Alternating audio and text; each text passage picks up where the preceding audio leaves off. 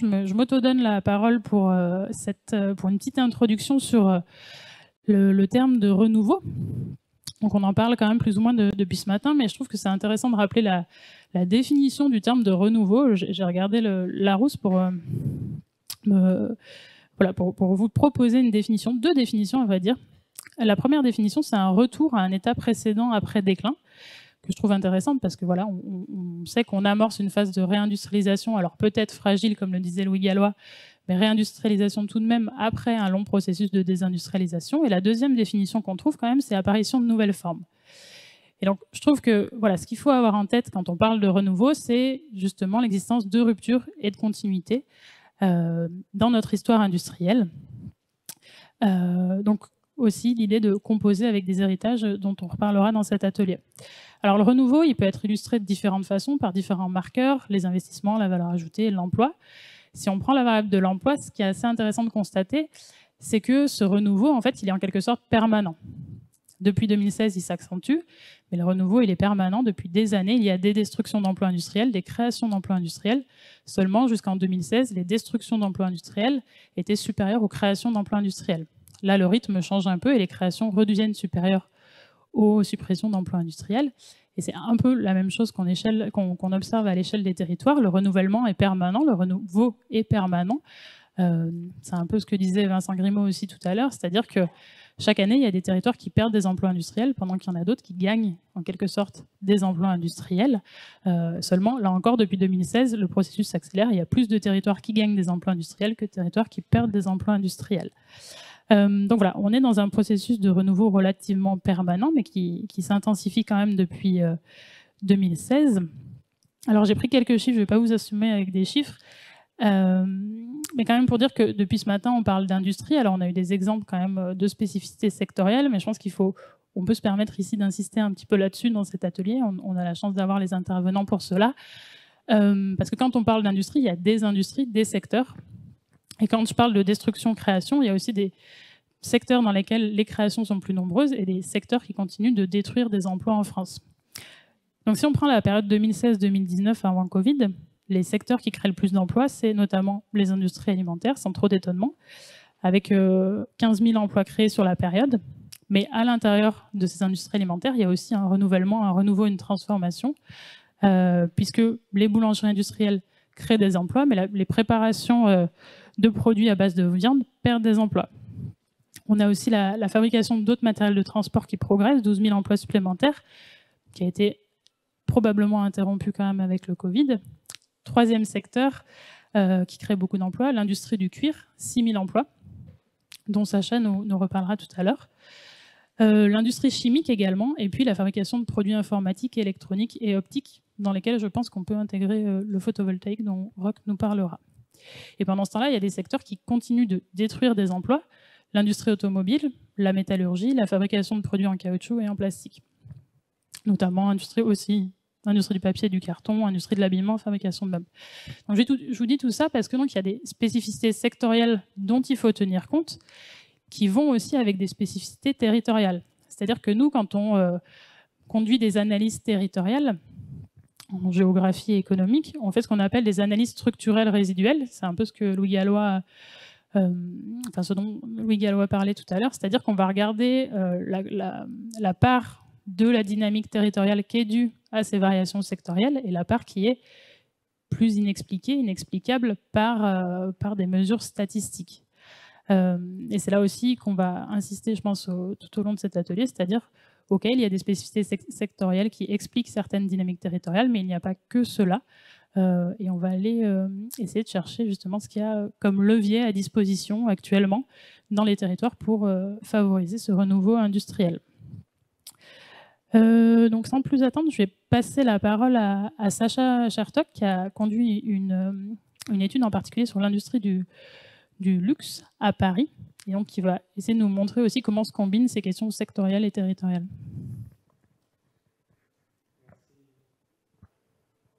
Merci Marjolaine et bonjour à tous. Donc effectivement, le territoire duquel je vais parler est un peu particulier puisqu'il s'agit de Paris intramuros, avec une focale économique elle aussi particulière qui est l'industrie du luxe. Et donc évidemment, envisager la fabrique parisienne du luxe et son renouveau, c'est pas évident dans la mesure où c'est une histoire qui a environ plus de 4 siècles, qui démarre avec les manufactures royales sous Louis XIV.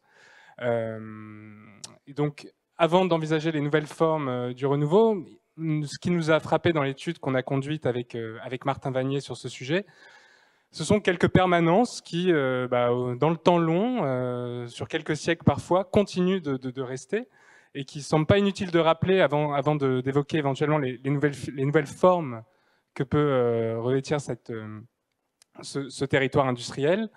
Parmi les permanences, la première, c'est une permanence culturelle, au sens où, quand on parle de la mode, du luxe à Paris, Paris reste, aux yeux de tous et du monde entier, une ville et un territoire du bon goût, et qui reste prescripteur de ce bon goût, en particulier grâce au défilé hein, et à la présence d'événements de design, entre autres.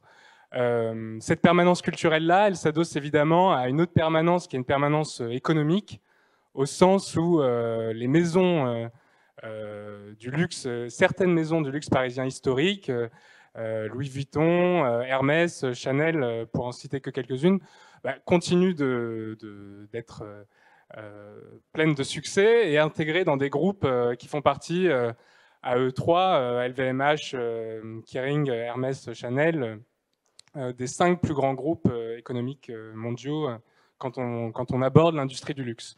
Donc évidemment, ça aide à ces permanences.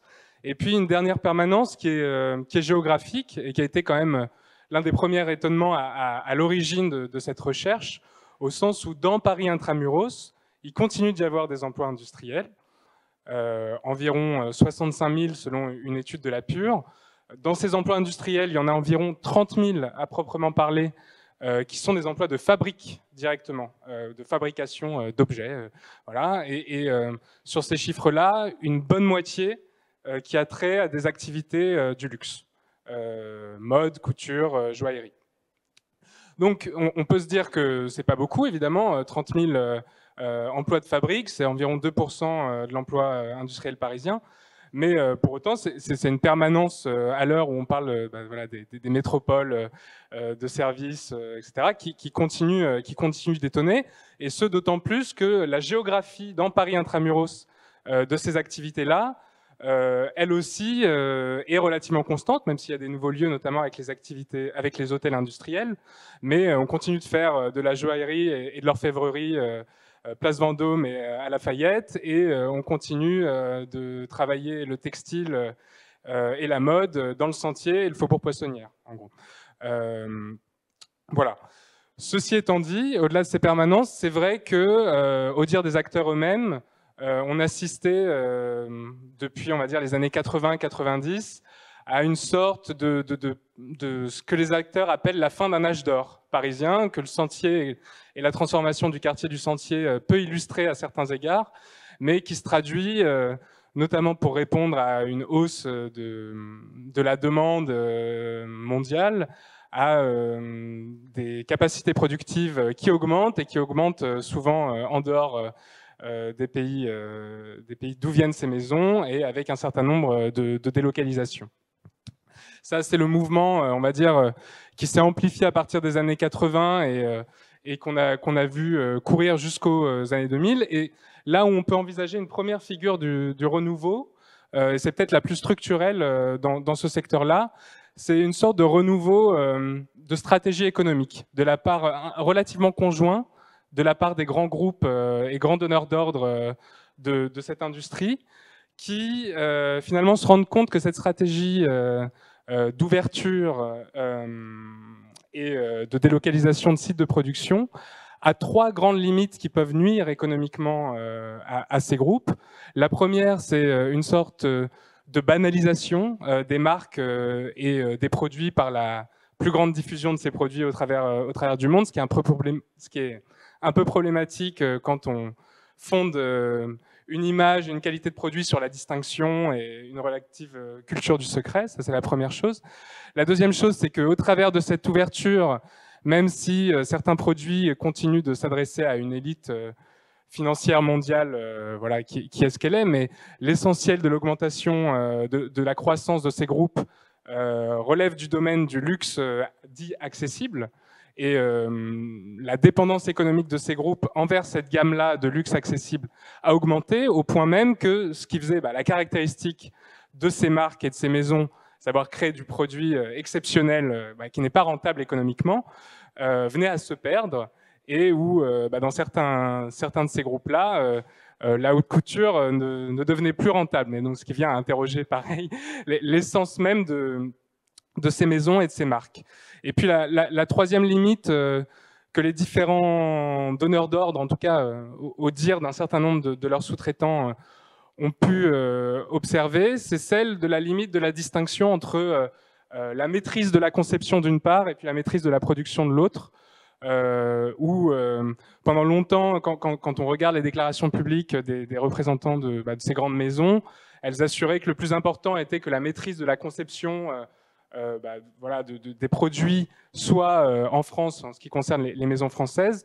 Or, on s'aperçoit que cette décorrélation croissante entre maîtrise de la conception et maîtrise de la production, finalement, en vient à nuire un petit peu à la créativité, au sens où parfois les modèles sont pensés et puis pas forcément réalisables par la suite. Et donc, voilà, de ce renouveau-là, on a pu observer une réinternalisation dans ces grandes maisons-là d'un certain nombre de capacités productives, notamment par le rachat de certains sous-traitants, mais pas uniquement.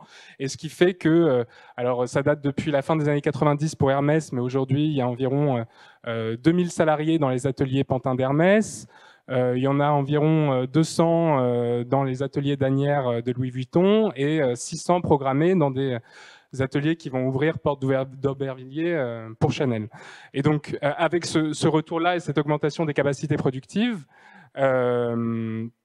tout un réseau de sous-traitants parisiens qui aussi profitent finalement de ce retour-là, parce que avec ce retour à proximité, on va dire, de la conception, il y a l'envie de pouvoir, quand on confie un produit ou quand on confie le prototypage d'un modèle, de pouvoir le regarder on va dire, à portée de métro en 20 minutes, et puis surtout de privilégier la discrétion et la qualité reconnue de sous-traitants parisiens. Ça, c'est la figure du renouveau, je dirais, la plus structurelle qu'on est en train d'observer sur cette filière-là, et qui a des effets dans la ville parisienne.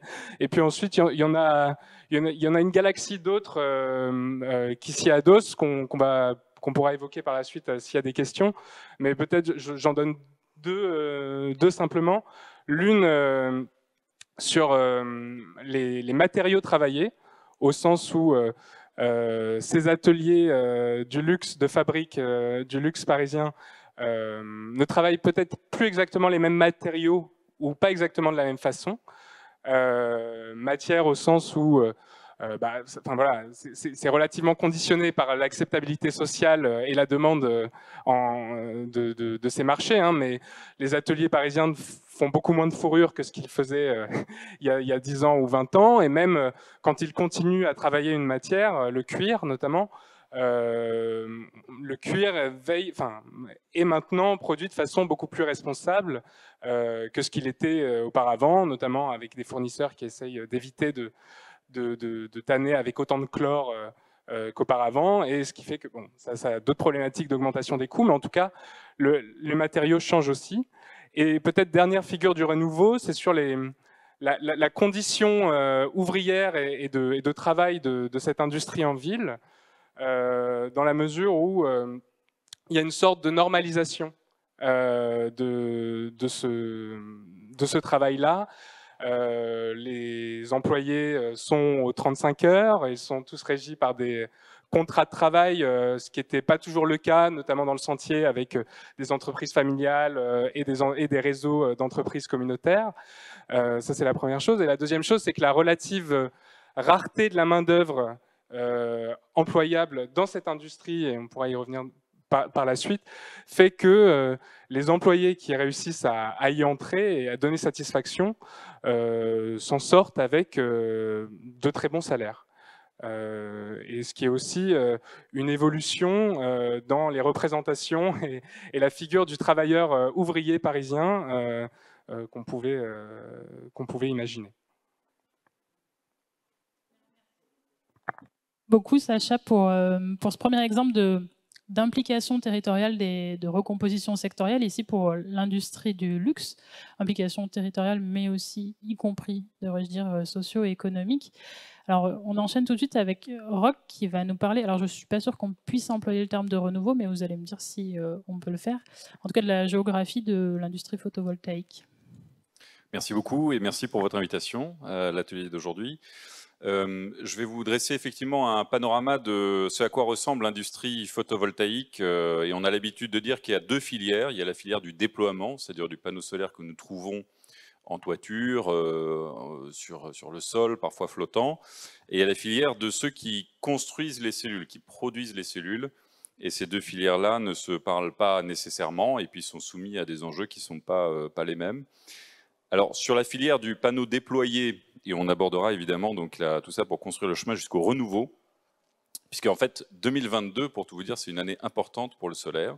D'une part, au niveau mondial, le marché mondial a franchi la barre du térawatt de capacité installée en avril 2022. Donc c'est une barre symbolique. Le marché a mis 10 ans à la construire, cette performance-là. Donc on a plus d'1 térawatt au niveau global de capacité installée.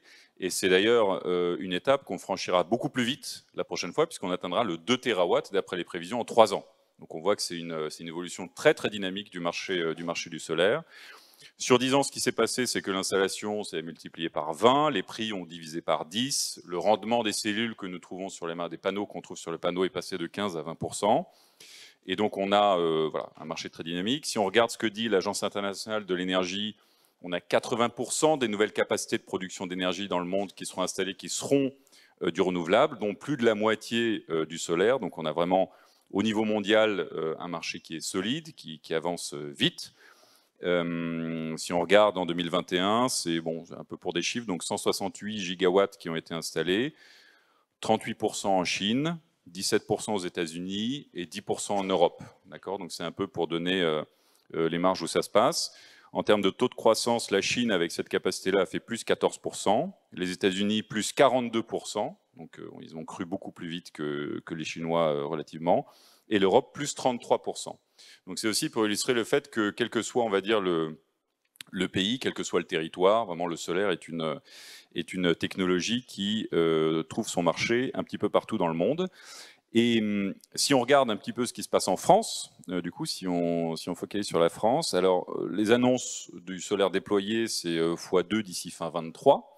Et lors du discours du président Macron à Belfort en février dernier, il annonçait x10 à horizon 2050. Donc tout ça est très cohérent avec tous les scénarios, en particulier les scénarios de RTE, qui regardent comment est-ce qu'on décarbone le mélange énergétique français, comment est-ce qu'on fait pour arriver à la neutralité carbone à horizon 2050. Ça ne se fera pas sans une contribution massive des renouvelables.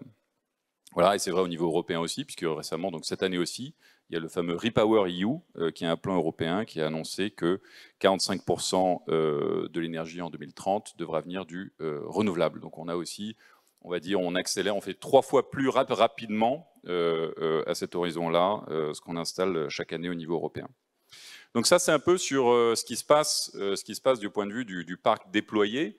Maintenant, d'où vient la technologie? Alors, il y a une dizaine d'années, 30% du marché était produit en Europe. Aujourd'hui, c'est de l'ordre du %.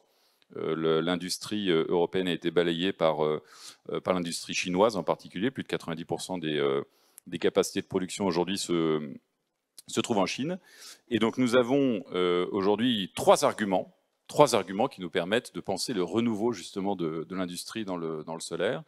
Alors, j'ai peut-être un aparté là. Qu'est-ce que l'IPVF? L'IPVF est un institut pour la transition énergétique qui a été bâti à l'initiative de l'État pour créer une équipe de France du nouveau solaire, une équipe de France qui a deux missions, être leader scientifique et technologique et savoir transférer à l'industrie. Une industrie qui est pré-Covid basée en Europe, post-Covid basée en France. Donc on sent que les enjeux sont très territorialisés et on sent que les attentes des tutelles sont très fortes. Et donc nous sommes quelque part une réunion des équipes historiques qui travaillent le solaire de nouvelle génération.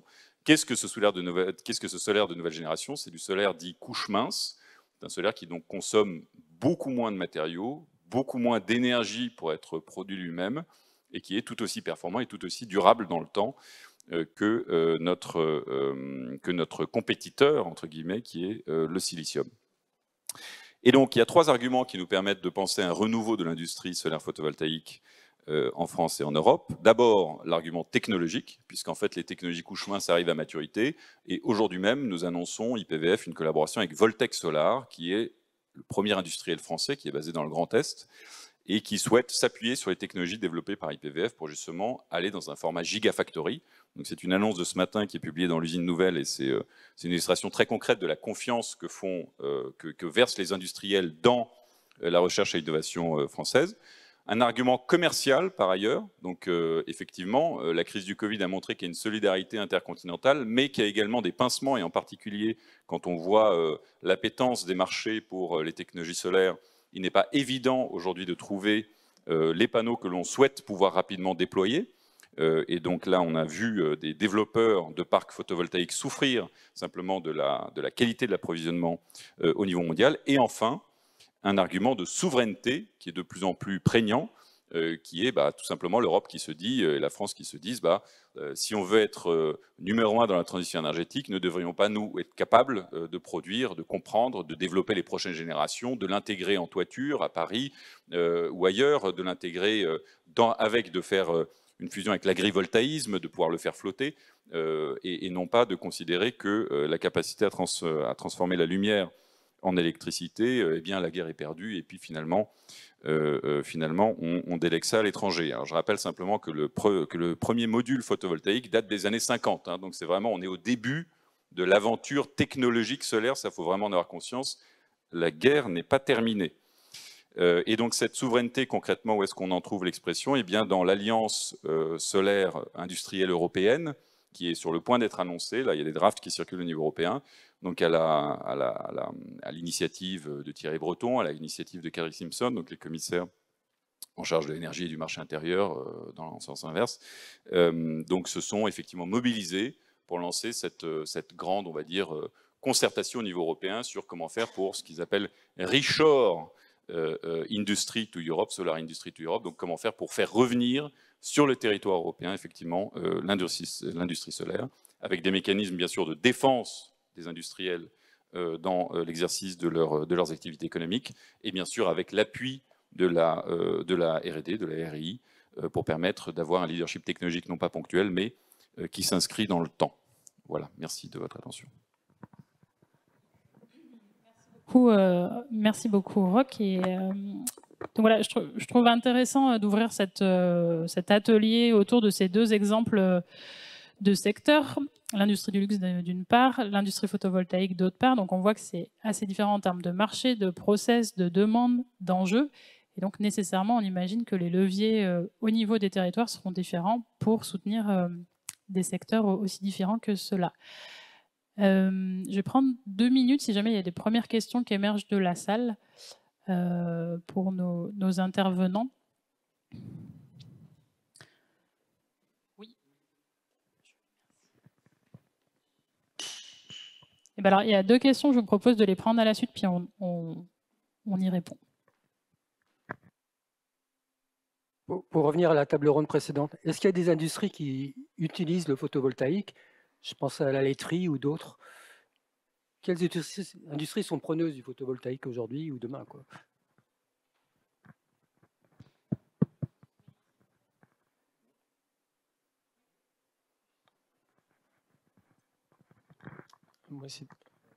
Allô, oui. J'ai l'impression que ça marche pas. Bon. Sur l'industrie du luxe, j'avais une question qui était de savoir le fait qu'on a des ouvriers qui sont de plus en plus reconnus et aujourd'hui, pour certains, très bien payés. Je me demandais, est-ce que c'est lié à une évolution de leurs compétences dans le sens où ils font des choses différentes qu'auparavant, comme ça peut être le cas dans l'industrie 4.0, où on a quand même des ouvriers de plus en plus qualifiés qui sont nécessaires, ou est-ce que c'est simplement l'évolution de la structuration du secteur où on a moins d'entreprises familiales ou communautaires? Une 3e rapide. Merci beaucoup. sur l'industrie du photovoltaïque. Est-ce qu'il y a une réflexion sur l'articulation avec l'industrie du stockage? Ce matin, on nous a présenté Verkor, qui est le leader français de la batterie. Comment les deux s'associent ou ne s'associent pas? Merci.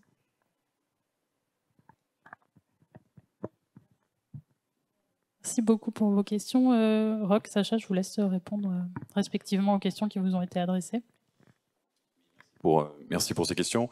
Quelles sont les industries qui sont intéressées par le solaire? C'est une très bonne question, puisqu'en fait, c'est vrai qu'on voit, pour faire le point pour faire le lien avec les deux questions, on sent que les gigafactories de dispositifs de stockage ont été identifiés comme un sujet essentiel par évidemment les constructeurs automobiles.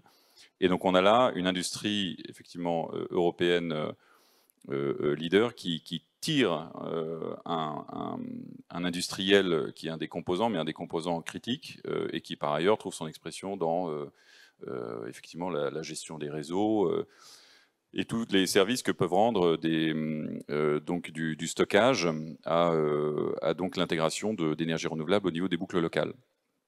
Alors, quelles sont les industries donc pour faire le lien?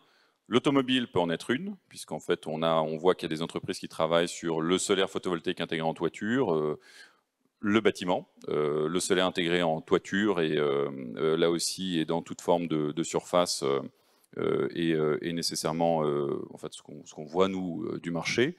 L'agrivoltaïque est un sujet, peut-être j'aurais dû commencer par ça en termes d'intérêt et de taille, puisque on peut avoir du coup un terrain commun qui émerge entre les enjeux des agriculteurs et la nécessaire surface à utiliser pour déployer des panneaux solaires. Donc on a beaucoup, mais bon, pour faire le lien aussi avec l'autre question, l'industrie du luxe est intéressée aussi en partie par le solaire, puisqu'en fait, d'une part, un nombre croissant de clients, quel que soit le produit, attendent, je pense, de leurs fournisseurs que la marque joue un rôle dans la transition énergétique, et par ailleurs, on voit énormément de créativité autour du solaire intégré à toutes sortes de formes, toutes sortes de supports, d'objets, qui peuvent être des objets du luxe, et qui peuvent être tout à fait intéressants. Par rapport à Verkor, pour la deuxième question, le point commun est dans le type d'activité que nous aurons dans le cadre de Gigafactory, c'est-à-dire choisir une technologie dérisquée et dérouler une excellence opérationnelle avec la R&D embarquée pour préparer le coup d'après. C'est vraiment ça, on va dire, la philosophie de passage à l'industrie à échelle qui permet d'être compétitif sur le marché et face à la concurrence internationale. Peut-être qu'il y a d'autres liens à construire, mais là je suis preneur de vos idées.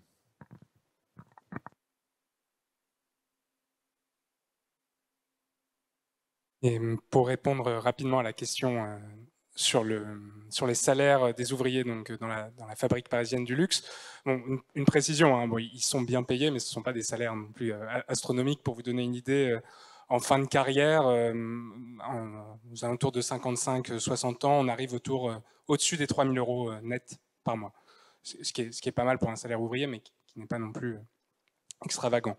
Y a deux raisons, je pense, à ces salaires-là. La première, c'est le rapport de l'offre et de la demande, dans le sens où les ateliers sont vraiment à la recherche de travailleurs et de mains compétentes qui ont les savoir-faire et elles n'hésitent pas à débaucher certains ouvriers d'autres entreprises pour cela. Et donc évidemment, qui dit débauche dit salaire plus important, c'est la première chose. Et l'autre raison, c'est peut-être l'inverse de celle que vous suggériez, au sens où justement c'est parce que le travail n'a pas changé, mais par contre les compétences pour le faire sont elles devenues beaucoup plus rares. En tout cas, dans quelques ateliers de sous-traitance dans lesquels on s'est rendu, finalement il y a très peu de mécanisation, le travail se fait toujours avec des machines à coudre relativement banales. En revanche, les ouvriers, pour les manier et réaliser les pièces qui sont demandées par les grands donneurs d'ordre, eux, se font beaucoup plus rares. Et en fait, il y a un vrai défi pour ces ateliers-là à réussir leur transition, on va dire, salariale, entre les ouvriers qui sont là depuis les années 70-80 et qui ont le savoir-faire et donc qui le transmettent en interne, et puis des jeunes qui sortent d'école mais qui n'ont pas encore toutes les compétences. Mais c'est vraiment un savoir empirique. Quand on découpe une peau de cuir, c'est essayer de comprendre comment on travaille le vivant, et en fait ça c'est très très rare, et c'est ça qui est valorisé.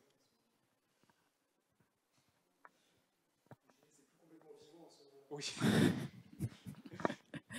Merci beaucoup pour vos réponses. Je vous propose d'avancer un petit peu dans la thématique de l'atelier. On reviendra tout à l'heure sur les questions sectorielles, mais d'abord je vais passer la parole à Aurore Colnel puis à Gilles Crac qui vont nous parler du dispositif territoire d'industrie, donc de leviers qu'on retrouve dans les territoires pour engager, accompagner le renouveau industriel, et qui passe notamment par une gouvernance particulière.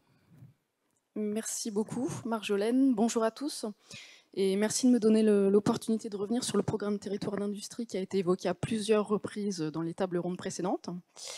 Donc la méthode territoire d'industrie, qu'est-ce que c'est? Donc c'est un programme national qui a été lancé fin 2018 par le gouvernement en lien avec Région de France, Intercommunalité de France et France Industrie, et donc qui vise à apporter une dimension territoriale aux politiques de filière, notamment les politiques qui ont été évoquées tout à l'heure, le Conseil national de l'industrie et ces 19 filières, ces 19 contrats stratégiques de filière.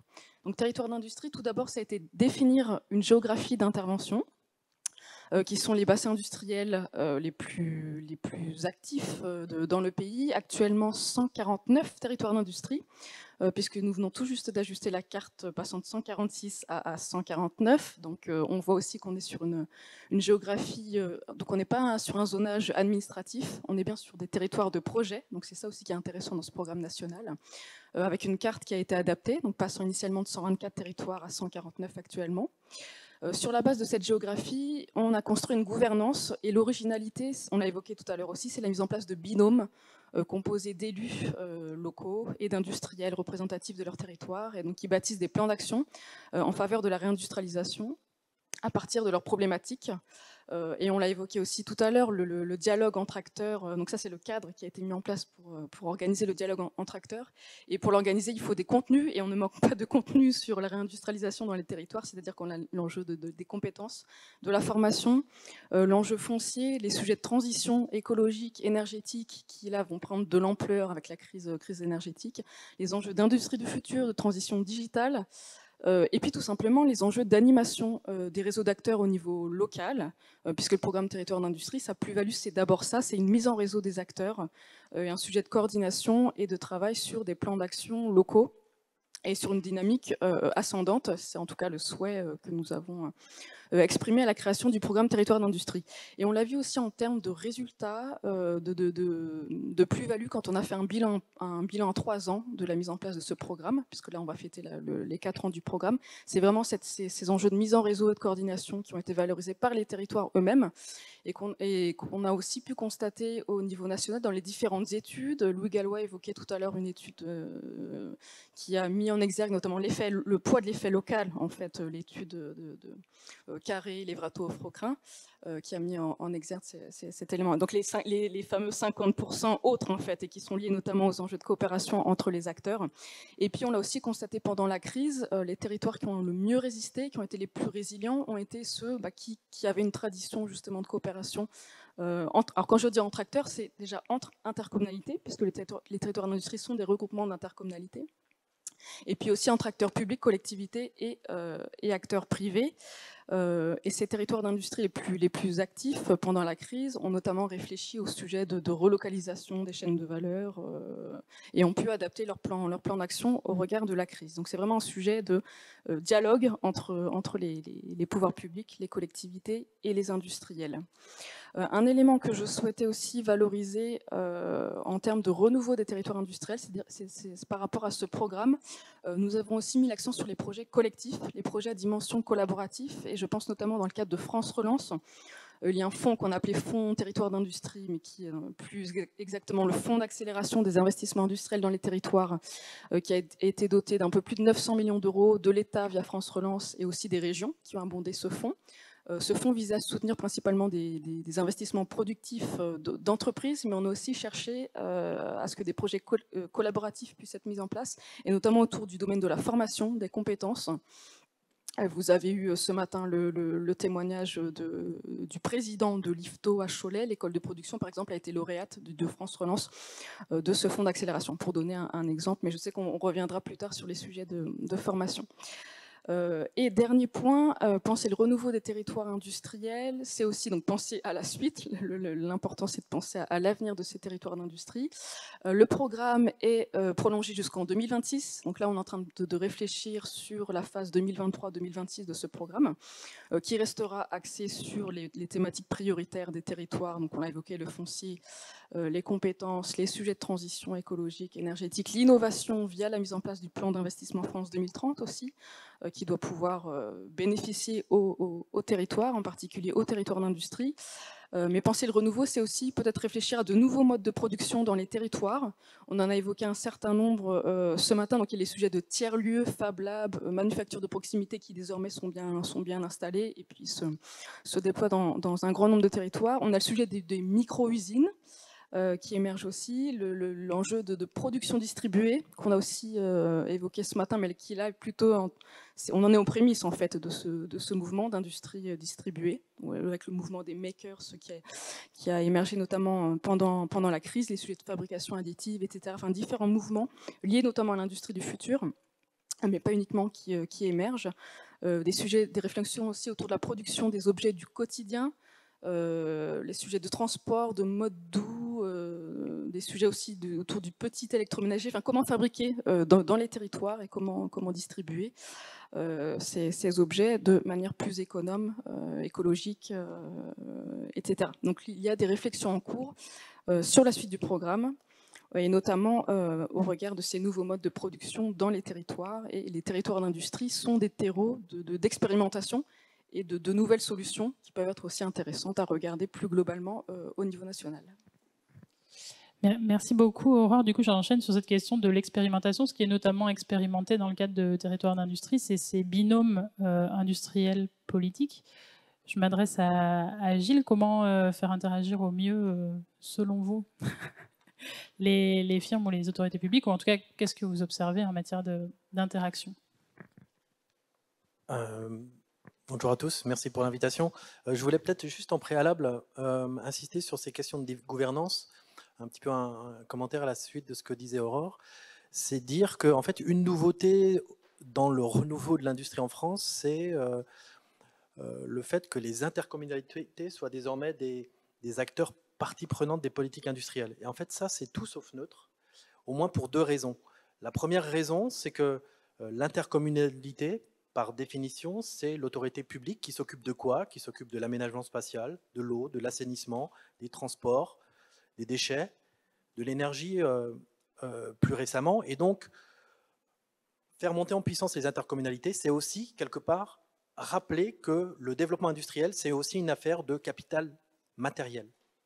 Et ça, il me semble, alors c'est très banal de dire ça, mais en fait, c'est relativement une nouveauté dans le paysage de la réflexion autour du développement industriel local, parce qu'en fait, on a passé plusieurs décennies à considérer que le développement industriel dans les territoires, c'était essentiellement une affaire de soft et plus de hard.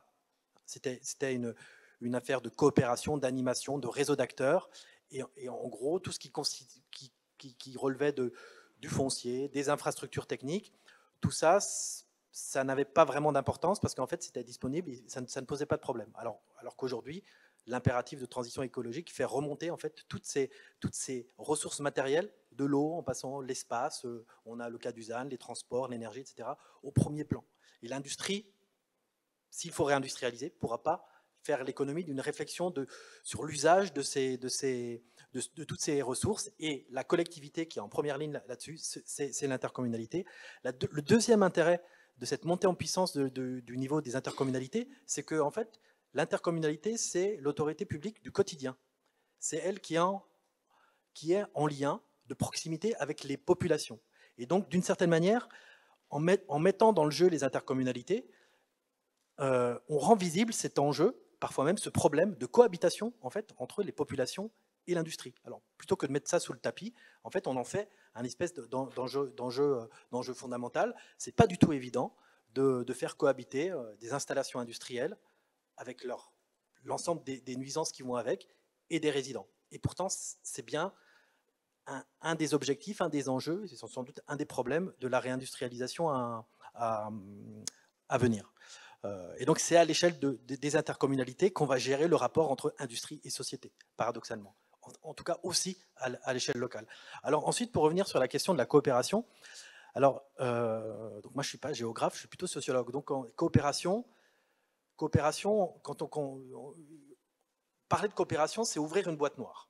En fait, et c'est quoi? Et donc, du coup, pour un sociologue, qu'est-ce que ça veut dire exactement coopérer? En tout cas, il faut se poser aujourd'hui la question de la nature de cette coopération entre élus et firmes industrielles, d'une part. Donc, il faut ouvrir la boîte noire et surtout rappeler que ça n'a absolument rien d'évident. D'une part, parce que ces deux mondes, parfois, se connaissent, mais aussi, très souvent, ne se connaissent pas. Donc, il y a un premier enjeu qui est simplement un enjeu d'interconnaissance. Simplement que chacun des partenaires prenne connaissance des contraintes de l'activité de l'autre. Il y a quelques années, l'Institut de l'entreprise avait publié un rapport, je crois, qui s'appelait Entreprises et territoires pour sortir de la méconnaissance réciproque. Donc, il ne suffit pas de... Voilà, alors c'est très très bien de vouloir dire, de souhaiter des coopérations, on sait qu'a priori, c'est compliqué. Donc ça, c'est la première chose que je voulais rappeler ici. Et la deuxième chose, c'est que, en fait, dans une coopération, il est très important que chacun reste à sa place.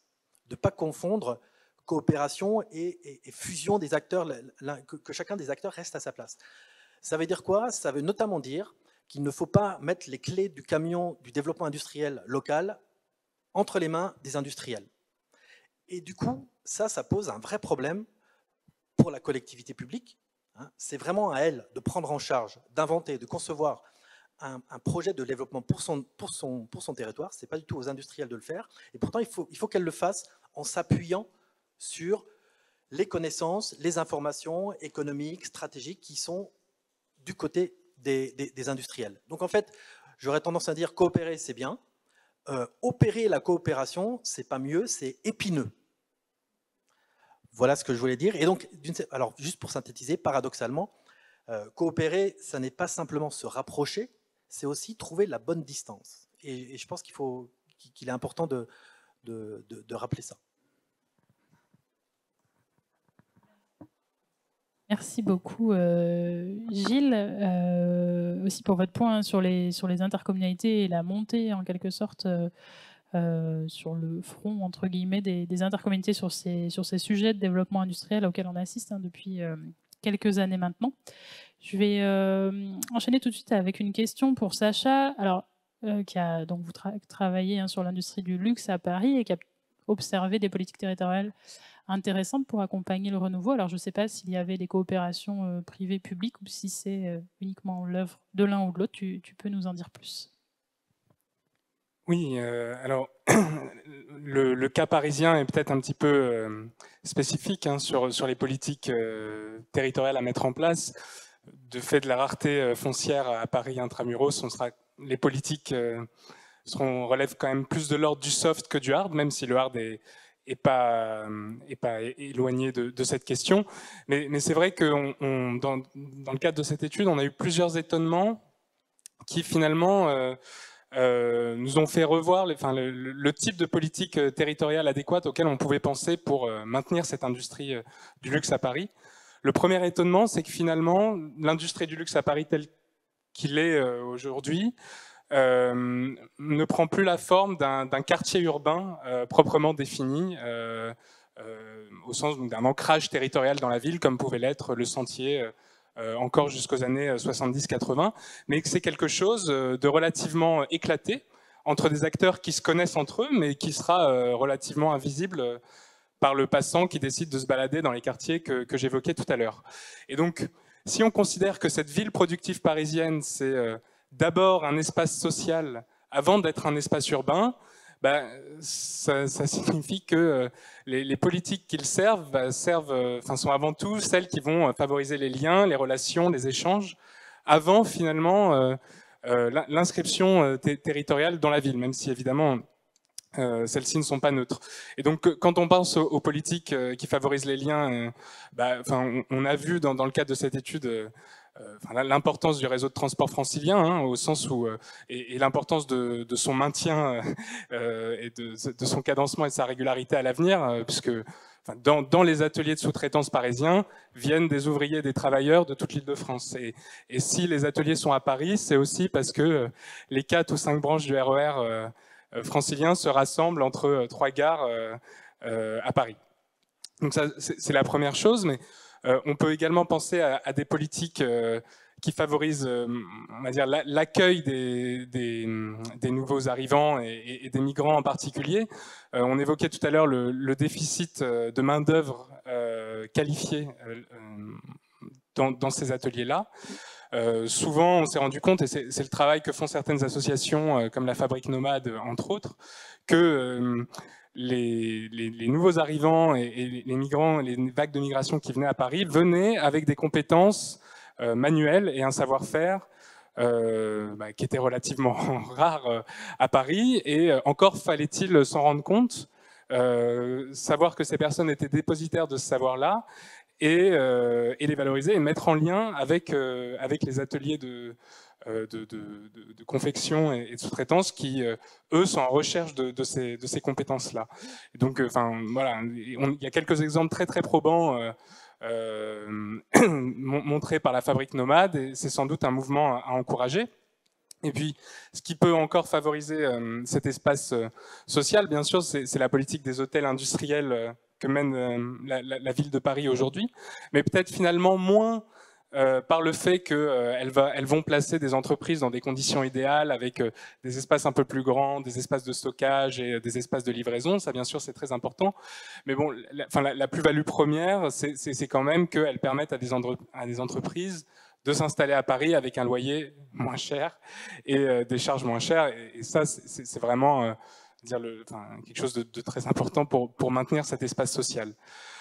Le deuxième étonnement qu'on a eu, c'est celui que j'évoquais tout à l'heure en répondant à la question, c'est que finalement le travail concret de la matière, il est très manuel encore aujourd'hui, et qu'à travers le déficit de main-d'œuvre qui est observé, il y a sans doute des efforts locaux spécifiques à entreprendre sur de la formation, sachant que des écoles existent et qu'il y aura toujours un coût d'acquisition important, mais en tout cas, voilà, on peut imaginer des filières de formation localisées, très spécialisées sur certaines activités, relatives au luxe ou à la couture, à la mode, si on estime que c'est la priorité. Et puis, le troisième type de politique qui pourrait être mis en place, et peut-être ça fera le lien avec les discussions qu'on aura après, c'est celles qui relèvent de la coopération territoriale. Alors bien sûr, il faut préciser de quelle nature et qu'est-ce qu'on entend par coopération, mais en tout cas, on a été frappé de voir que finalement, le maintien d'activités productives dans Paris dépendait, en fait, pour le dire clairement, de la capacité de tanneries dans le Tarn ou autre à se structurer et à réussir à produire des pots de qualité de façon peu chère, et à la capacité de ces ateliers parisiens qui finalement ne peuvent pas produire des séries très importantes par manque de place et par des salaires parisiens qui sont plus élevés qu'ailleurs, de déployer d'autres antennes sur le territoire français pour augmenter la production. Et là, voilà, on est sur de la coopération interterritoriale entre acteurs privés, mais que l'acteur public peut faciliter. On reviendra sur cette question des coopérations interterritoriales juste après. Mais je vais d'abord quand même insister, revenir sur cette question à la fois du qui est derrière ce renouveau, en tout cas l'organisation du renouveau industriel, donc le rôle des intercommunalités, mais aussi de la coopération entre firmes et acteurs publics. L'importance aussi qu'évoquait Gilles du hard et plus seulement du soft, le retour de la matérialité dont nous ont aussi parlé les doctorants ce matin. Et puis un point aussi sur le contenu quand même de ces politiques qui sont mises en œuvre, avec l'exemple de ce que vous avez observé à Caddy, à Paris, avec des politiques qui favorisent l'espace social, qui essayent d'accompagner aussi les recrutements, et on reviendra aussi sur cette question des recrutements plus tard. Est-ce qu'il y a des questions dans la salle? Oui, des mains se lèvent très rapidement. Eh bien, alors écoutez, on va faire circuler un micro et on va faire pareil que tout à l'heure, c'est-à-dire prendre les 3-4 questions à la suite et y répondre rapidement. 2 questions, une courte pour Sacha Chertok, une tout petit peu plus longue, mais j'ai essayé de la faire courte pour Gilles Krag et Aurore Colnel. Vous avez évoqué un rapport d'étonnement. Est-ce qu'on peut se permettre un rapport d'étonnement sur votre rapport d'étonnement? C'est-à-dire que l'idée qu'aujourd'hui, un secteur d'activité fasse appel à une main-d'œuvre étrangère qualifiée vous paraît étonnant, mais on nous a parlé ce matin des Tchèques dans la chaudronnerie. Aujourd'hui, faites appel à un artisan du bâtiment en Île-de-France, vous aurez très souvent un étranger ou quelqu'un d'origine étrangère qui ne relève pas de l'espace, on va dire, postcolonial français, mais plus de l'espace du redéploiement des circulations mondiales liées aux transformations des espaces économiques des pays d'origine. Donc, est-ce que c'est si étonnant que ça, hein, ou spécifique? Et la deuxième question pour Gilles Krag et Aurore Colnel. Vous avez évoqué, enfin, Gilles surtout, l'intercommunalité comme à la fois espace substantiel et pertinent, en raison notamment de la matérialité aujourd'hui d'une activité productive industrielle qu'on pensait être drivée par son immatérialité, pour aller vite. Or, il n'en est rien. Est-ce qu'on peut aller un pas plus loin en réfléchissant comment on passe pas simplement de politiques territorialisées à des politiques territoriales où le territoire est opérateur, mais à une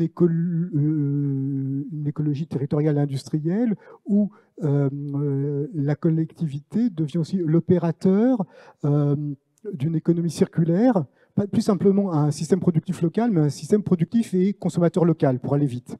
Je ne sais pas si c'est très clair, mais cette idée que la matérialité que vous avez évoquée, qui passe par des flux, eh bien, peut s'inscrire désormais dans un circuit plus court pour lequel le territoire de l'intercommunalité a une certaine pertinence, y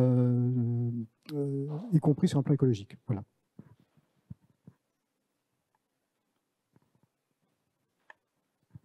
Merci. Oui, j'avais 2 questions. Alors, une question pour Aurore Colnel. On sait que souvent pour les innovations, et notamment les innovations industrielles, les blocages viennent de certaines réglementations qui, des fois, empêchent, par exemple, de développer un prototype industriel.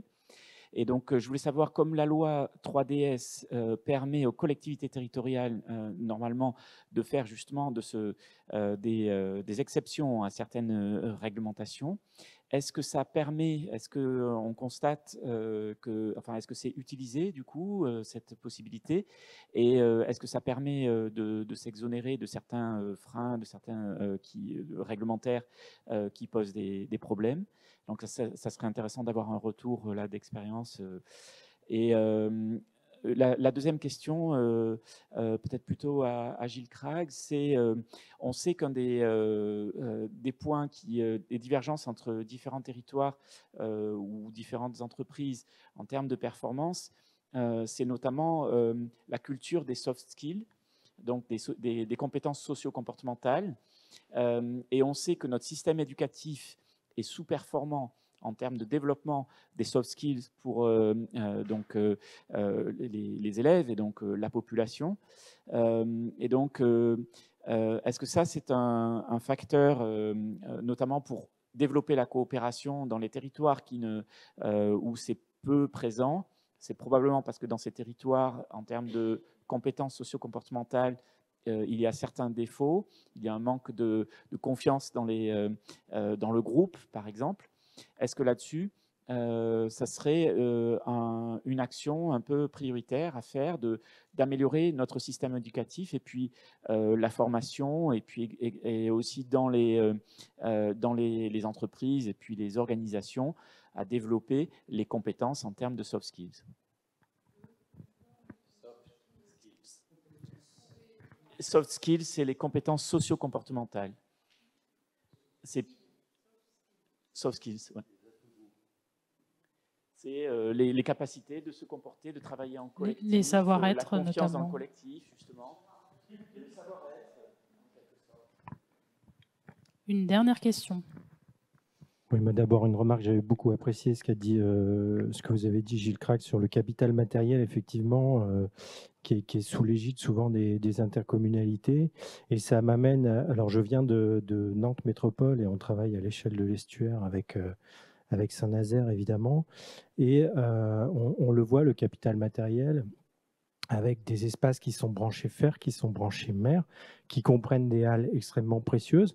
Et on a parfois des entreprises qui délocalisent la chaudronnerie dans les pays de l'Est et qui nous disent bah, cette halle, moi, elle fait 25 mètres de haut, il y a des ponts roulants, j'ai envie de la raser. Et on leur dit non, parce qu'on est en zone industrielle. On arrive à les persuader et on leur dit vous allez voir, dans 2 mois, vous aurez une occupation. Effectivement, 2 mois après, ils ont des éoliennes qui viennent ou alors du photovoltaïque avec de l'hydrogène qui va s'installer. Enfin, c'est des outils industriels extrêmement performants qui serait fort dommage, qui sont situés juste à côté du fleuve, il serait fort dommage de les démonter. Et nous, on s'en sort avec des arguments plus ou moins patrimoniaux, de la persuasion. Mais d'où ma question à Madame Colnel, est-ce que dans le programme Territoire d'industrie, on ne pourrait pas envisager de proposer quelque chose pour nous aider, non pas à sanctuariser, parce que c'est jamais bon de sanctuariser, mais nous aider à dire la Darse de Saint-Nazaire, les espaces de bord de Loire avec leur capital industriel, c'est vraiment de l'or et il faut le garder parce que quand on va réindustrialiser lourdement, si on veut le faire, ça va venir assez vite et on aura la chance d'avoir ces espaces-là. Voilà.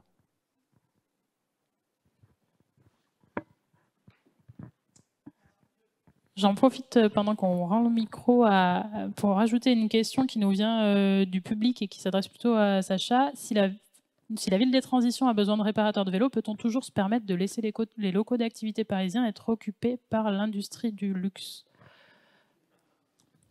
Voilà, je glisse cette question et je vous demande, intervenant, d'essayer d'être assez rapide et synthétique dans vos réponses, s'il vous plaît.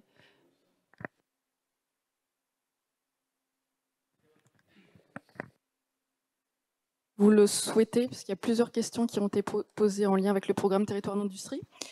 Donc tout d'abord les sujets, économie circulaire, écologie industrielle et territoriale. Donc oui, c'est complètement dans le champ du programme Territoire d'industrie. Les intercommunalités ont investi plus globalement ces enjeux de transition écologique, énergétique. Et on a même parfois des chefs de projet Territoire d'industrie qui ont aussi une casquette chef de projet EIT, écologie industrielle et territoriale. Et donc la réponse est oui, dans les un peu plus de 1800 fiches actions qui ont été remontées, bâties par les territoires d'industrie. Il y a des enjeux EIT qui effectivement sont développés par les territoires. Sur le sujet de la réglementation, des blocages réglementaires, alors c'est l'un des 4 axes du programme national Territoire d'industrie, attirer, innover, recruter et simplifier. Au tout début du programme, on a eu des difficultés à traiter en fait, c'est la thématique la plus complexe peut-être à traiter, c'est celle de la simplification, parce qu'en fait on a eu peu de projets concrets qui ont été remontés sur ce sujet, et en fait on l'a traité surtout au niveau national à travers la simplification administrative des implantations d'investissements industriels, et en l'occurrence à travers le label des sites industriels clés en main. 127 sites industriels clés en main qui sont labellisés à ce jour, et ce sont des sites pour lesquels toutes les procédures administratives ont été anticipées de façon à améliorer les délais, donc les procédures autorisation d'urbanisme, autorisation environnementale et archéologie préventive. Et donc c'est surtout à travers ce biais-là, les sites industriels clés en main, que nous avons pu apporter une solution à cette problématique de délai de réglementation. Je ne saurais dire si le levier apporté par la loi 3DS d'exception est utilisé dans les territoires. On n'a pas de retour particulier d'expérience là-dessus, mais en tout cas, ce sujet de simplification administrative pour les implantations d'investissements industriels est effectivement un levier important. Et dernier sujet, effectivement, donc le programme, là on est en phase de réflexion sur la suite du programme, donc toute bonne proposition peut être apportée dans le cadre de l'évolution et de la future feuille de route du programme, donc ces sujets d'héritage matériel. Et d'ailleurs, pour citer l'exemple de Saint-Nazaire, ce territoire a fait l'objet d'une fabrique prospective pilotée par l'Agence nationale de la cohésion des territoires, pour travailler sur la feuille de route du territoire d'industrie de Saint-Nazaire, et ce qui a fait émerger l'importance du capital social, de l'héritage matériel notamment. Donc c'est aussi des sujets qu'on peut tout à fait exploiter pour la suite du programme.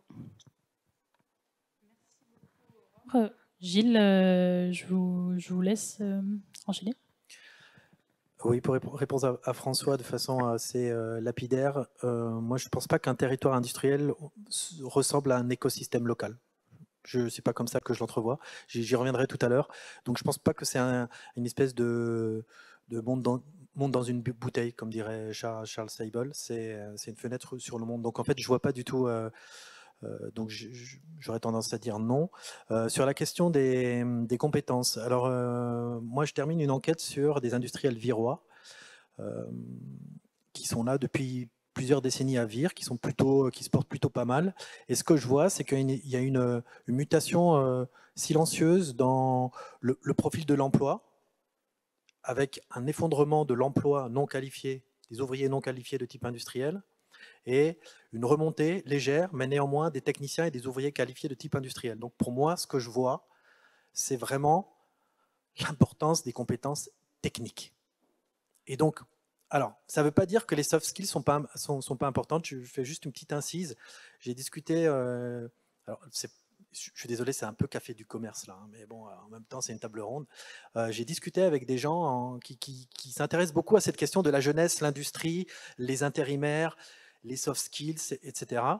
Et il y a des expérimentations qui ont lieu en ce moment en Normandie pour essayer de changer la façon dont les employeurs regardent les comportements de la jeunesse. Donc en fait, j'aurais tendance à dire, est-ce que le problème, c'est simplement que la main-d'œuvre n'a pas les bons skills qu'attendent les employeurs? Est-ce qu'il n'y a pas aussi un problème d'employeur habilité? C'est-à-dire qu'une capacité des employeurs à comprendre comment fonctionnent, j'allais dire, les gens, et notamment les jeunes. J'aurais tendance un peu à retourner la question. Et la dernière chose, c'est le truc qui est super important là, c'est il y a des friches immobilières industrielles qui sont aujourd'hui en très bon état. Moi, j'en ai visité une la semaine dernière, toujours en Normandie, à Pont-Audemer, c'est Tannery-Costil. C'est une espèce de forteresse industrielle. C'est sans doute un bâtiment dans lequel on pourrait remettre de l'industrie, sauf que, comment est-ce qu'on fait? Là, il y a un problème d'intermédiation quelque part pour remettre ce genre de ressources, de capital matériel sur le marché de l'implantation industrielle. Et alors, s'il y a un truc, un territoire d'industrie pourrait se saisir de cette question, ce serait cool. Sacha? Oui, rapidement sur la spécificité de la main-d'œuvre étrangère ou non. Bien sûr, c'est pas une spécificité propre à ce secteur-là, ni même de l'époque, hein, puisque l'industrie du luxe à Paris, ça a toujours été une histoire des migrations qui sont venues dans la capitale, effectivement. Mais c'est une chose de dire ça, et une autre de se dire que l'une des politiques les plus importantes pour maintenir et développer l'activité parisienne du luxe, ça va être des politiques sociales d'accueil et d'accompagnement de ces migrations. Parce que peut-être la différence quand même avec le BTP ou d'autres secteurs, c'est que souvent ces travailleurs, ces mains d'or, n'ont pas conscience de leurs compétences. Elles viennent... j'ai en tête l'exemple d'une femme libanaise qui est venue en France, mais sans avoir... pour elle, c'était un savoir normal, entre guillemets, une compétence apprise depuis l'enfance de travailler avec la machine à coudre. Mais arrivée en France, spontanément, les politiques les dirigent vers d'autres orientations professionnelles, assistante maternelle ou autres. Et donc, peut-être à la différence d'autres secteurs, il y a un vrai enjeu de déceler les compétences de ces nouveaux arrivants. Ça, c'est la spécificité, avec des trajectoires de migration aussi qui sont plus les mêmes qu'autrefois. Elles sont moins européennes, elles sont... on a rencontré travailleurs libanais, afghans, etc. Donc il y a aussi l'enjeu de la compréhension et de l'accompagnement de ces nouveaux publics-là.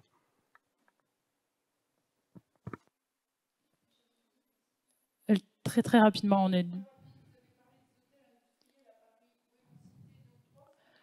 que vous pouvez, je répète simplement la question pour ceux qui nous suivent à distance. Est-ce que tu peux citer des hôtels industriels à Paris? Il y a Cap 18 dans le 18e, qui se trouve à Porte... voilà, Métropole 19, alors j'ai oublié la localisation. Quelle rue je ne saurais pas vous dire. Oula, ça, ouais. Dans le 15e, un troisième hôtel industriel dans le 15e, je n'ai plus la rue exacte en tête. Voilà, 134. Merci. Non, c'est pas très connu. C'est plutôt discret. Comment ? C'est plutôt discret. C'est plutôt, oui, c'est plutôt discret. Enfin, bon, Cap 18, quand vous passez devant, c'est une porte de partie. Dans le 15e, j'ai plus l'adresse en tête. Je suis désolé. Ouais.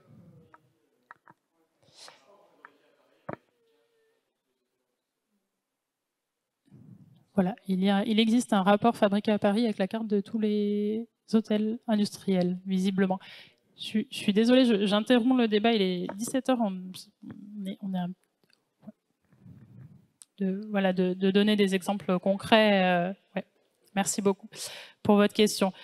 Alors j'intervertis un peu l'ordre de nos thématiques pour essayer de gérer au mieux le temps, parce qu'on a parlé plus ou moins, en tout cas, je trouve que vous l'avez tous évoqué, c'est la question des compétences. Alors en fait on en a parlé quand même en filigrane depuis ce matin, parce que c'est un enjeu clé, hein, celui des recrutements, parce que les difficultés de recrutement peuvent être un frein quand même à ce renouveau industriel.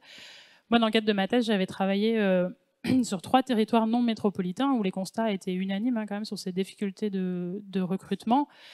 En particulier donc, dans des territoires non métropolitains qui disposent de bassins de main-d'œuvre moins qualifiés que des bassins métropolitains et qui ont par ailleurs parfois de la difficulté à attirer. Donc il y a 2 voies un petit peu, pour être très schématique, pour accompagner ce renouveau industriel du point de vue du recrutement. C'est d'une part accompagner la montée en qualification des personnes qui sont présentes sur le territoire. Alors ça peut passer par le montage de formations spécialisées comme l'évoquait Sacha, ça peut monter aussi par des partenariats interentreprises qui proposent des sessions de formation. On a parlé aussi école de production ce matin. Et la deuxième voie, de façon très schématique là encore, c'est de travailler sur l'attractivité résidentielle pour attirer des personnes qualifiées venues d'ailleurs et souhaitant, en tout cas étant intéressées pour vivre dans le territoire. Donc en général, bien sûr, ces 2 leviers sont activés parallèlement. Et ce qui est intéressant, je trouve, c'est que du coup, on voit bien que la problématique n'est pas uniquement celle du développement industriel, mais on rejoint des problématiques de développement territorial au sens large, où il s'agit de combiner attractivité résidentielle et accompagnement à l'appareil productif. J'en dis pas plus, je vais laisser Roch quand même nous en parler un peu plus de cette question des compétences sur le choix de localisation à Paris-Saclay de l'IPVF.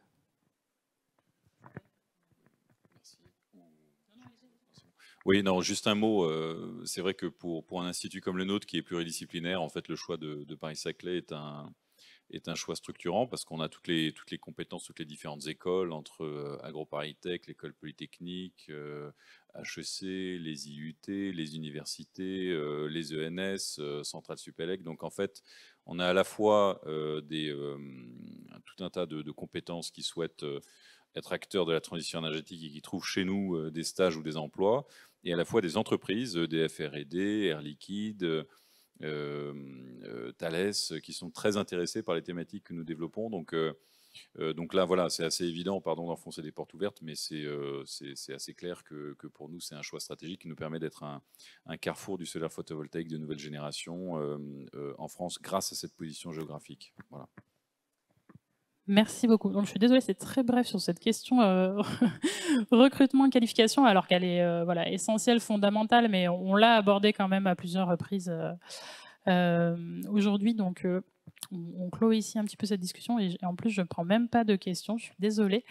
Parce qu'il y a un dernier temps qui est prévu et qui est là encore, il me semble, primordial quand même, parce qu'on a parlé de ce qui se passait à l'échelle des territoires, mais pas encore de ce qui se passe entre les territoires. Donc, là encore, tout au long de la journée, on a vu émerger le fait qu'il y a des spécialisations territoriales et que les chaînes de valeur sont très découpées aujourd'hui à l'échelle internationale, mais y compris quand même à l'échelle française. On a parlé de division spatiale du travail entre l'Île-de-France et les autres territoires. Donc je voulais finir cet atelier en abordant la question des coopérations interterritoriales qui peuvent être, là encore, un levier pour accompagner ce renouveau industriel.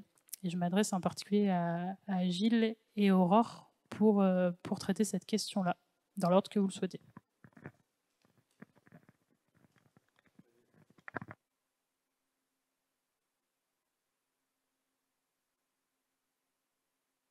De formation, donc les objets techniques, je suis paumé. Oui, juste très rapidement. Je trouve que l'intérêt de cette question des coopérations interterritoriales, ça suggère de se poser la question finalement un peu ontologique, mais c'est quoi un territoire industriel? Et donc c'est là où je voulais rappeler un peu ce texte de Charles Sable, qui est un politiste économiste américain, qui a commis un petit texte sur les districts industriels il y a une vingtaine d'années, où il proposait de dire, mais finalement, un district industriel, c'est quoi? Et en fait, je propose simplement de changer district industriel et parler de territoire industriel. Donc, il posait l'alternative suivante. Est-ce que, donc je vais remplacer district par territoire, est-ce qu'un territoire industriel, c'est un monde dans une bouteille, donc un mini-monde, voilà, fermé, conteneurisé, ou alors c'est une fenêtre sur le monde?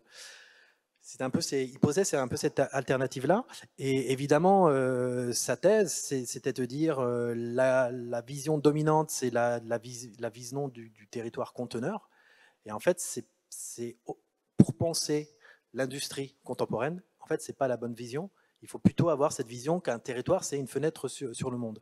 Et donc ça ouvre sur d'autres manières d'envisager la géographie, d'autres approches. Alors les anglo-saxons parlent beaucoup d'approche relationnelle.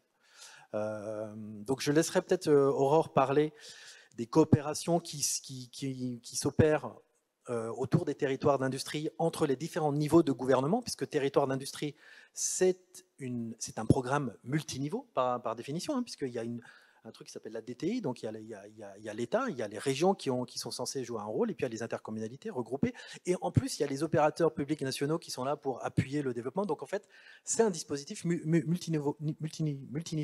Donc il me semble que ça reflète bien un peu cette idée d'approche relationnelle dont parlait un peu Seibles et un certain nombre de géographes plutôt anglo-saxons. Moi, je voudrais simplement insister aussi que du côté des firmes, en fait, c'est exactement la même chose.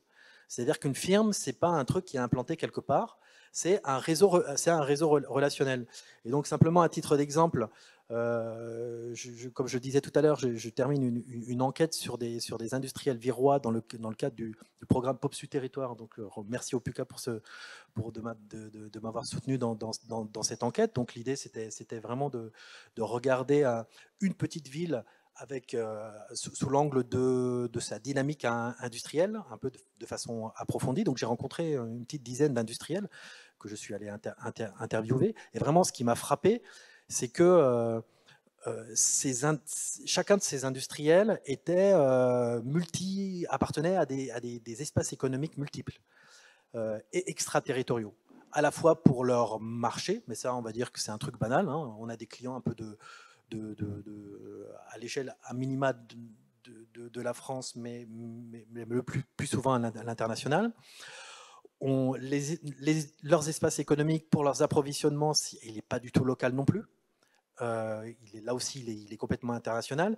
Et en fait, il est même international pour ce qui est de l'achat de leur équipement même de production. Et ça, c'est un truc que j'ai découvert. C'est-à-dire qu'un fabricant, par exemple, un fabricant de fils techniques, donc de fils techniques, co-concevait des machines pour produire ces fils avec des Indiens. Donc en fait, ça veut dire que ces industriels, aujourd'hui, sont vraiment des fenêtres ouvertes sur le monde pour chacune de leurs grandes fonctions productives. Et donc, quelque part, le succès, en tout cas la dynamique industrielle viroise, hein, puisque en fait à Vire, ce qui est marquant à Vire, c'est que en fait le nombre d'emplois industriels est le même aujourd'hui qu'en 1975. Donc c'est pour ça que je me suis intéressé à ce territoire. Et en fait le ressort, ou en tout cas le secret qui explique un peu de cette dynamique industrielle viroise, c'est pas du tout l'existence d'un écosystème local. Moi, c'est pas du tout ça que j'ai vu. Par contre, j'ai vu des industriels qui étaient multi-insérés dans des espaces économiques et complètement ouverts sur le monde. Merci beaucoup, Gilles, de nous introduire à cette question relationnelle qu'Aurore va incarner avec un ou deux exemples. Deux exemples. J'en avais trois, mais on va terminer sur deux exemples. On va terminer sur ces deux exemples. De coopération interterritoriale sur filière ou de coopération multiniveau. Le premier exemple, c'est l'industrie du verre. 3 territoires d'industrie qui ont travaillé sur cette filière. Donc le territoire d'industrie Flandre-Saint-Omer, donc Bénédicte Brienne qui intervenait ce matin dans une table ronde, la Glace Vallée, le territoire d'industrie Vallée de la Brelle-Vimeux entre les régions Hauts-de-France et Normandie, et Terre de Lorraine sur le Grand Est. Donc 3 territoires d'industrie du nord et de l'est de la France qui cumulent un peu plus de 13 000 emplois dans le domaine verrier, soit un peu moins de la totalité des emplois verriers en France, donc des territoires importants de ce point de vue, et confrontés à des problématiques de transmission et de sauvegarde des savoir-faire verriers, et d'une part, et d'autre part de saut technologique et d'entrée dans l'industrie du futur de cette industrie verrière. Donc nous avons accompagné ces 3 territoires d'industrie avec une mission en ingénierie pour les faire travailler justement sur le sujet de la formation, sachant qu'il y a un acteur important sur le territoire du Grand Est qui est le CERFAV, Centre européen de recherche et de formation sur les arts verriers, qui porte un programme qui s'appelle GHOST et qui a été accompagné notamment en ingénierie via territoire d'industrie, en fait, avec un projet lauréat du PIA. Et donc voilà, un exemple de coopération interterritoriale sur 3 territoires d'industrie du nord de la France et de l'Est sur la filière du verre. Le deuxième exemple que je voulais évoquer, c'est celui du vélo, la filière vélo. Donc là, on descend en région Occitanie, la commune de l'Île-Jourdain. Donc là, le fait générateur, c'est l'implantation d'une usine d'assemblage de vélos, qui effectivement s'est concrétisée. Et là, nous avons accompagné donc le territoire d'industrie, c'est plus exactement le Gers, la partie est du Gers, mais le territoire d'industrie, c'est Gers-Tarn-et-Garonne, qui a été accompagné dans la structuration d'un écosystème autour de la filière du vélo. Et là, pour incarner aussi les enjeux multiniveaux, donc il y a un lien qui a été fait avec la région Occitanie, puisque la région Occitanie a développé aussi un plan de développement régional du vélo. Par ailleurs, il existe un cluster Vallée Vélo à l'échelle de la région Occitanie. Et puis par ailleurs, au niveau national, il y a eu des travaux récents, une mission parlementaire pour faire du vélo une filière économique au niveau national. Donc voilà, différentes. Là, on illustre bien les sujets voilà, sur la filière vélo de coopération multiniveau. Et puis sur le verse, là, c'était plutôt les coopérations interterritoriales autour d'une même filière. Et d'ailleurs, dans la suite du programme Territoire d'industrie, si certains territoires, et là je m'adresse aussi à ceux qui nous écoutent en ligne, si certains territoires d'industrie sont intéressés pour travailler sur une filière en particulier, et notamment des filières qui peuvent se prêter à des sujets de relocalisation, par exemple, c'est tout à fait possible dans la suite du programme. Et ce serait intéressant justement de regarder ces enjeux de croisement de territoires et de filières qui sont au cœur de territoires d'industrie.